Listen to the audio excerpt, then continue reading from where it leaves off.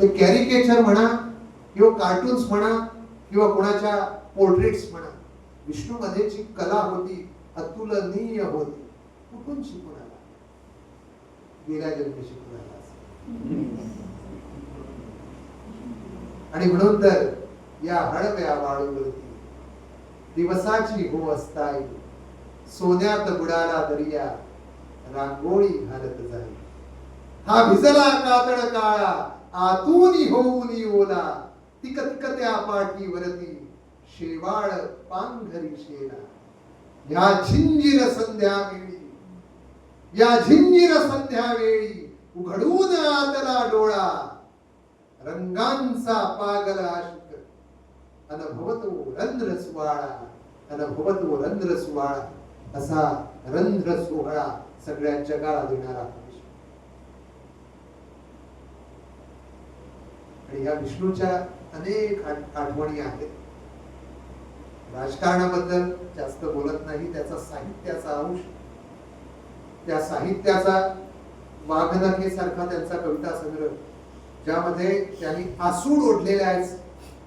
ज्या ज्या गोष्टीबद्दल त्याला गुण आली, मणिशंकर अय्यर सारखा माणूस स्वातंत्र्यवीर सावरकरांवर ज्यावेळी बोलतो त्यावेळी त्यांच्यावर ओढलेले शाब्दिक आसूड वाघनखेमध्ये आपल्याला ओरबडून काढणारा, सगळे मुखवटे ओरबडून काढणारा विष्णू आपल्या वाघनखातून ज्यावेळी पुढे येतो, वाघनख हे पुस्तक वाचा.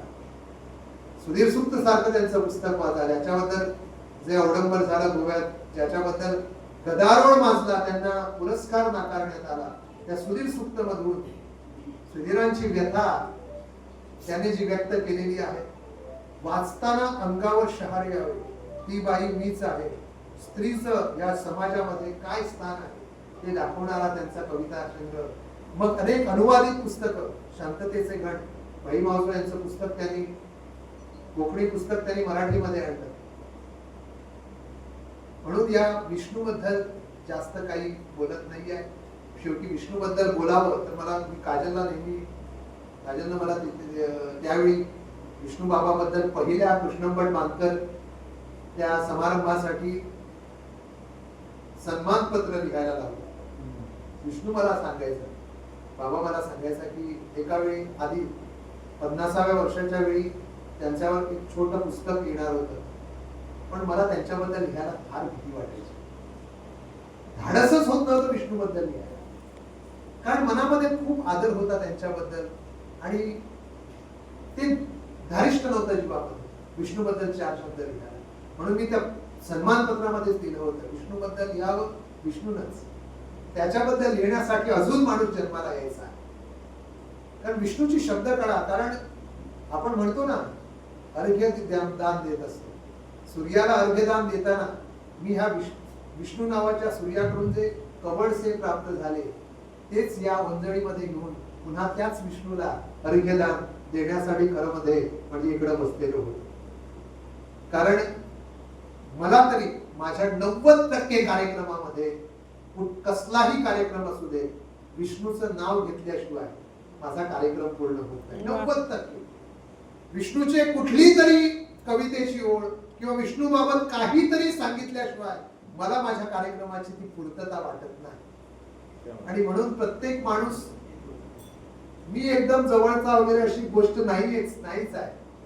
गोव्यातल्या, मी आधी सांगितलं तसं, सहस्रावधी लोक असतील माझ्यासारखी भावना असलेले विष्णूबद्दल.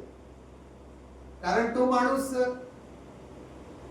मी ज्यावेळी निवेदनामध्ये नव्हतो, एक कॅसेट काढलेली आमच्या बेतकीच्या मंडळाने, आणि तिकडच निवेदन असावं असं वाटलं, म्हणून मी विष्णूला फोन करायचो लँडलाईनवर, बाबा मला निवेदन लिहून दे. अरुण नलावडे ते निवेदन सादर करणार आहेत मुंबईला, त्यांना बुक केलं होतं आम्ही. अरुण नलावडे बोलणार आणि ते लिहून कोणाकडून तरी चांगल्या माणसाकडून पाहिजे. आणि विष्णू बाबा आज देतो, उद्या देतो, करता करता आम्हाला आमची गाडी परवाची आहे, विष्णूनं अजून निवेदन दिलं नाही. मग विष्णूला फोन केला, बाबा परवा आम्ही मुंबईला चाललोय, स्क्रिप्ट दे, उद्या सकाळी फोंड्याला ये. आणि मी बस स्टँड वरून फोन करतोय, ये घरी. खडपाबांधला राहायचे बाबा, माडीवर चढून वर गेलो, दाराला लॉक. आणि त्यावेळी काय मोबाईल वगैरे नव्हते, मी परत चालत चालत चालत बस स्टँडवर, आता बाबांनी फोन केला होता, परत फोन घरी आले का वगैरे, आणखी अर्धा तास थांबलो, कुठेतरी गेले असणार असतो. अर्ध्या तासानं फोन केला, बाबा बाबा घराला चावी आहे, कुलूप आहे बाहेर. अरे तू वाजवायचं नाही का दरवाजा?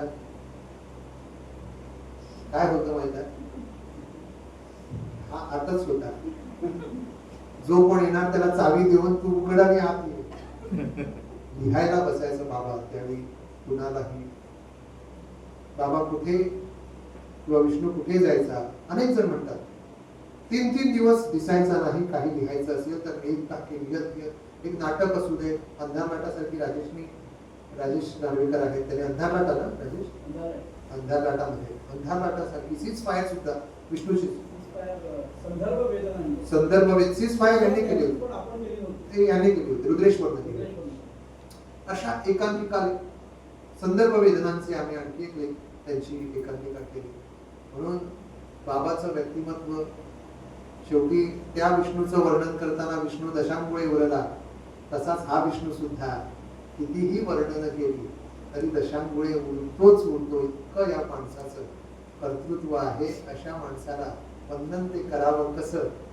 म्हणून या माणसाबद्दल थोडं बोलत आपण आयुष्याचा प्रत्येक काळ व्यतीत करणं, त्याची एखादी कविता वाचणं आणि त्याच्यातून आनंद घेणं हेच करू शकतो.